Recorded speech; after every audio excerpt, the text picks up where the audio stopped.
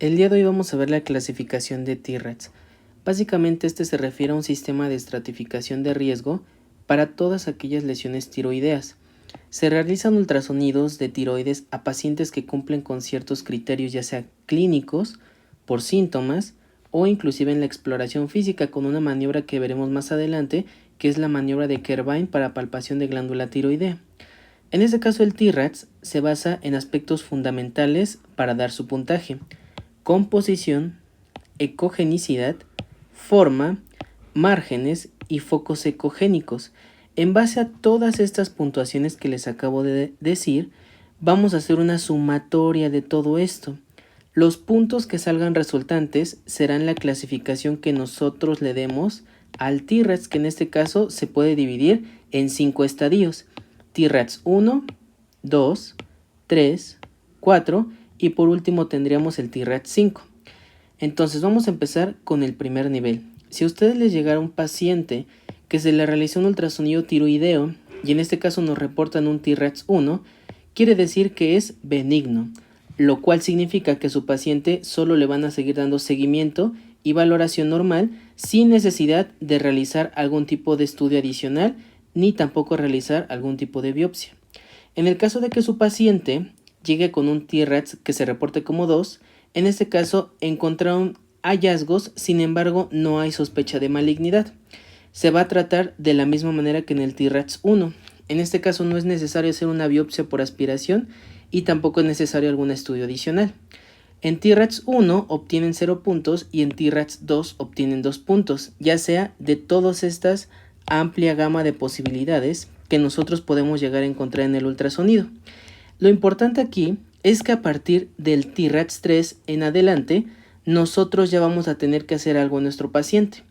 Si a usted les llega un paciente que tiene T-RATS 3, en este caso los datos nos orientan a que puede haber sospecha leve de malignidad. Por lo tanto, dependiendo de qué tamaño sea la lesión, es si vamos a indicar una biopsia por aspiración por aguja fina o no. En este caso, si la lesión fuera mayor a 2.5 centímetros, se indica la biopsia.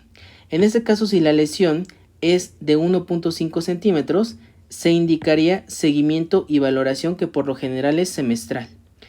En caso de que sea un T-RATS 4, evidentemente la puntuación va aumentando. En el caso del T-RATS 4 tenemos una sospecha moderada de malignidad y vamos a dar el mismo seguimiento. En este caso va a ir disminuyendo la lesión y nosotros, si tenemos un valor más pequeño, vamos a solicitar la biopsia por aspiración. Si se fijan en el T-RATS 3, tendríamos que cumplir que fuera mayor a 2.5 centímetros la lesión. En el caso del T-RATS 4, al tratarse de un estadio más grave, por así decirlo, tenemos que si una lesión es mayor a 1.5, ya se le solicitamos la biopsia por aspiración, porque aquí pasamos de leve a moderado en malignidad, por eso necesitamos un menor tamaño de la lesión. En este caso, si fuera mayor de 1 centímetro, evidentemente que no cumpliera estas medidas anteriores, se le va a dar seguimiento y valoración. Esto ya dependerá del servicio de endocrinología, porque hasta este punto nosotros ya tendríamos que referir a nuestro paciente a segundo nivel. En el caso del T-RATS 5, tenemos una alta sospecha de malignidad. En este caso, de la misma manera vamos a solicitar una biopsia por aspiración por aguja fina en una lesión más pequeña. Si se fijan, aquí es de 1 centímetro, biopsiamos. De 1.5 centímetros, biopsiamos. Y aquí de 2.5 centímetros biopsiamos. Si se dan cuenta, el tamaño de la lesión va disminuyendo, pero el estadio se va volviendo más grave. Entonces, prácticamente en primer nivel de atención nos vamos a quedar con los pacientes que tengan T-RATS 1 y T-RATS 2. A partir del T-RATS 3 ya tenemos que hacer una derivación a segundo nivel. Es por eso que les traje este otro resumen de la clasificación para que sepamos qué hacer en caso de cualquier puntuación de T-RATS. Hay bibliografías que mencionan inclusive un T-RATS 0, sin embargo, pues la clasificación más reciente no la menciona. Solo quédense que muchas refieren que no hay presencia de nódulos e inclusive se podría considerar repetir el estudio, pero les repito, el T-RATS 0 no está en todas las clasificaciones. Recordemos que habíamos dicho que en el 1 prácticamente la tiroides está normal y es sugestivo a que es benigno, entonces no requerimos ni una biopsia ni un estudio adicional. En el caso del T-RATS 2, pues son resultados que son altamente benignos. Prácticamente riesgo de malignidad es nulo, como aquí lo podemos ver, por lo que es el seguimiento ecográfico habitual y no requerimos ni biopsia ni requerimos otro estudio adicional. En el T-REX 3, como les había dicho, muchos autores mencionan que es un valor o es un estadio indeterminado, lo que quiere decir que es probablemente benigno, pero pues, hay riesgo de malignidad, que si bien es bajo, hay riesgo. Por lo tanto, tenemos que hacer un seguimiento a corto plazo, que las bibliografías refieren que hasta pues, tenemos 6 meses, puede ser semestral, y en este caso tenemos tanto que biopsiar a mi paciente para sacar una muestra y ver el estirpe histológico, como probablemente hacer un estudio adicional. En el caso del 4, como ya lo vemos, se divide en 3 estadios, 4A, 4B y 4C. Entre mayor sea el estadio, mayor es el riesgo de malignidad, siendo el 4A del 5 al 10%, el B del 10 al 50% y el C del 50 al 85%.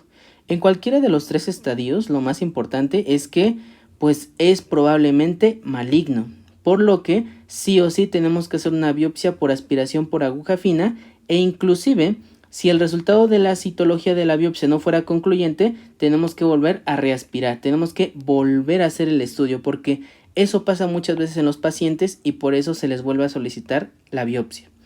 Y en el caso del T-RAT 5 es altamente sugestivo a malignidad, por lo que sí tenemos que realizar una biopsia, e inclusive muchos autores refieren que se tiene que empezar a considerar la cirugía independientemente del resultado de la biopsia, porque pues aparentemente es sugestivo a malignidad en más del 85%.